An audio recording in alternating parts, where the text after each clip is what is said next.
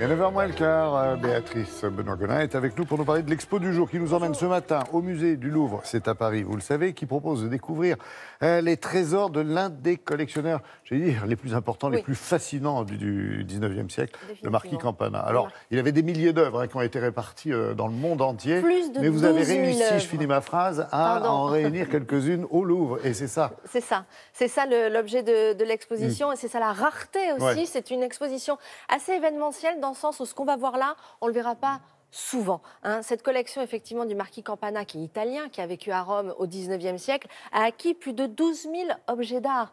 C'est énorme, c'est que personne ne l'avait fait avant lui et personne ne le fera après lui de cette ampleur-là. Cette collection a été dispatchée après, a été vendue entre la France, l'Angleterre, la Russie. La France, Napoléon III a acheté quand même 10 000 œuvres, donc c'est beaucoup, et qu'on peut retrouver dans les collections du musée du Louvre, bien sûr, mais aussi dans plein de musées partout en France. Il y a des objets de cette collection de Campana dans les musées, surtout le territoire.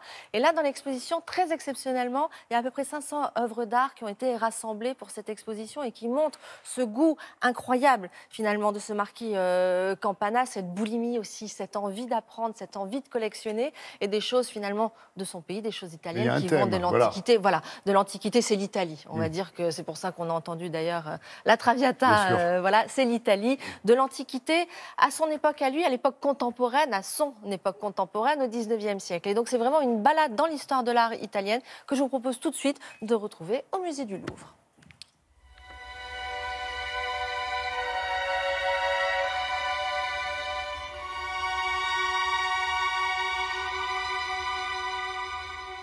Campana naît dans une famille de collectionneurs. Son grand-père était collectionneur, son père aussi, mais à une petite échelle relativement. Et en 30 ans, il va réunir des milliers d'objets, à la fois des antiques et des modernes.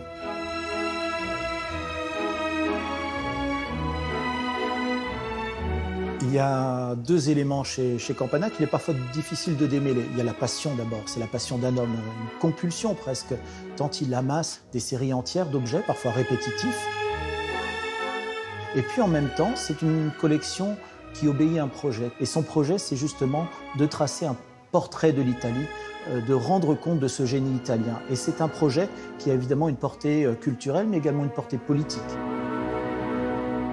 Nous sommes à une époque où l'Italie n'existe pas en tant que nation et où justement des patriotes cherchent à créer la nation italienne. Et on peut considérer que Campana est l'un d'eux, une sorte de Garibaldi de la culture, quelqu'un qui cherche, à travers sa collection, à porter un message et à montrer toute la richesse du pays où il est né.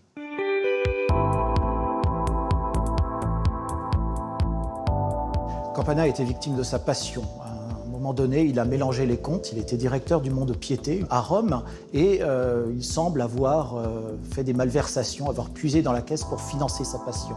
Il a été arrêté à la fin de l'année 1857, condamné à 20 ans de prison et sa collection a été saisie. À ce moment-là, le gouvernement pontifical fait le choix de vendre cette collection et de disperser ce patrimoine. Évidemment, les grandes puissances européennes, l'Angleterre, la Russie, la France, étaient toutes sur les rangs et ce fut une grande rivalité pour acheter la plus grande part de la collection Campana.